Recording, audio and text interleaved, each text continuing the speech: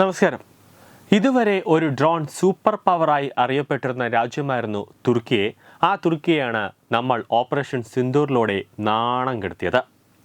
പാകിസ്ഥാന് വേണ്ടി ഇന്ത്യയിലേക്ക് പറന്നെത്തിയ എല്ലാ തുർക്കി ഡ്രോണുകളെയും ഇന്ത്യ തകർത്ത് തരിപ്പണമാക്കി. ഇതോടെ പാകിസ്ഥാന് മുമ്പിൽ എർദോഗന്റെ യുദ്ധവീരൻ എന്ന പരിവേഷം നഷ്ടമായി. തുർക്കിയുടെ ബൈറക്തൻ TB2, അതോടൊപ്പം തന്നെ ബൈക്കർ EH-3 എന്നീ ഡ്രോണുകളെ ഇന്ത്യ പരാജയപ്പെടുത്തിയ രീതി തുർക്കിയുടെ ഡ്രോൺ സാങ്കേതികവിദ്യ ദുർബലമാണെന്ന് ലോകത്തിന്റെ മുന്നിൽ തുറന്നുകാട്ടി.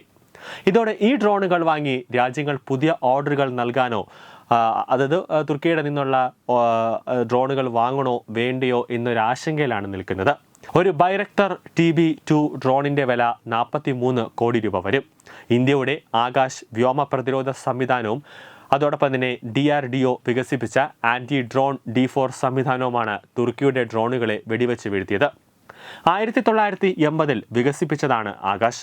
DRDO, Bharat Dynamics, Bharat Electronics Limited എന്നിവ ചേർന്ന് സംയുക്തമായി വികസിപ്പിച്ചെടുത്തവയാണ് ഇവ.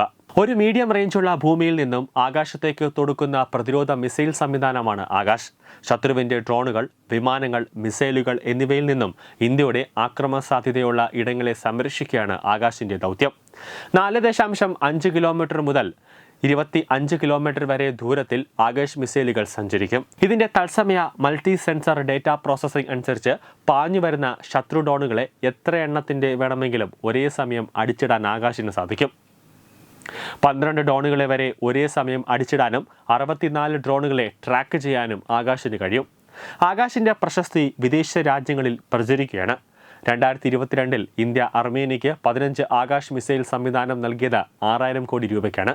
തുർക്കി ഡ്രോണായ ബൈറക്തർ TB2 അടിച്ചിട്ട മറ്റൊരു സംവിധാനം ഇന്ത്യയുടെ ആന്റി ഡ്രോൺ സംവിധാനമായ D4 സംവിധാനമാണ്. 4 ഡിക്കുകളാണ് ഇതിന്റെ സവിശേഷത. ഡ്രോണുകളെ ആദ്യം ഡിറ്റക്ട് ചെയ്യും, പിന്നീട് ഡിക്റ്റർ അതായത് തടയുകയും ചെയ്യും, പിന്നീടാണ് നശിപ്പിക്കുക അതായത് ഡിസ്ട്രോയ് ചെയ്യുക. DRDO വികസിപ്പിച്ച ഈ ആന്റി ഡ്രോൺ D4 സംവിധാനം നിർമ്മിക്കുന്ന ഭാരത് ഡൈനാമിക്സ് ആണ്. ഡ്രോണുകളുടെ ഫ്രീക്വൻസി തിരിച്ചറിഞ്ഞ് അതിനെ നിർവീര്യമാക്കുന്ന ജാമിംഗ് സംവിധാനം ഇതിലുണ്ട്. ലേസർ നയിക്കുന്ന എനർജി ആയുധങ്ങൾ ഡ്രോണുകളുടെ ചില ഭാഗങ്ങളെ ഉരുക്കിക്കളയുന്നതോടെ ഡ്രോൺ നിലംപൊത്തും. തുർക്കി അവരുടെ ബൈറക്തർ TB2 ഉൾപ്പെടെയുള്ള ഡ്രോണുകൾ യുക്രൈനും അസർബൈജാനും വിറ്റിട്ടുണ്ട്. ഇന്ത്യയുടെ അയൽ രാജ്യങ്ങളായ മാലദ്വീപ്, പാകിസ്ഥാൻ, ബംഗ്ലാദേശ് എന്നിവ ഈ ബൈറക്തർ TB2 ഡ്രോണുകൾ വാങ്ങിയിട്ടുണ്ട്. എന്നാൽ ഈ രാജ്യങ്ങൾക്കെല്ലാം ബൈറക്തർ TB2 എന്ന ഡ്രോണിൽ വിശ്വാസം നഷ്ടമായി. ഇത് തുർക്കിയുടെ കോടികളുടെ ബിസിനസ്സിനെ തന്നെ ബാധിച്ചിട്ടുമുണ്ട്. പകരം ഇന്ത്യയുടെ ആകാശ് മിസൈൽ സംവിധാനവും അതോടൊപ്പം തന്നെ ആന്റി ഡ്രോൺ D4 സംവിധാനവും വാങ്ങാൻ നിരവധി രാജ്യങ്ങൾ മുന്നോട്ട് വരുന്നുണ്ട്. കൂടാതെ ഇന്ത്യ തന്നെ നിർമ്മിക്കുന്ന ആയുധങ്ങൾ, പ്രതിരോധ എക്യുപ്മെൻറ്റ്സുകൾ, പ്രതിരോധ സാമഗ്രികൾ ഇതെല്ലാം തന്നെ വാങ്ങാൻ വിദേശ രാജ്യങ്ങൾ ക്യൂ നിൽക്കുകയാണ്.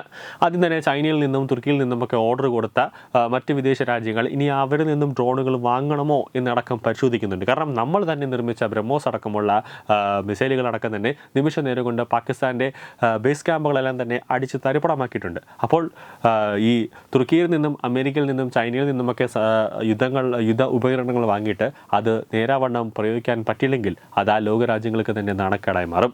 അതുകൊണ്ടാണ് എല്ലാവരും ഇന്ത്യയിൽ നിന്ന് തന്നെ ആയുധങ്ങൾ വാങ്ങാനുള്ള ഒരു നീക്കം ഇപ്പോൾ നടത്തുന്നത്. ന്യൂസ് ഡെസ്ക് തത്തമൈ ന്യൂസ്.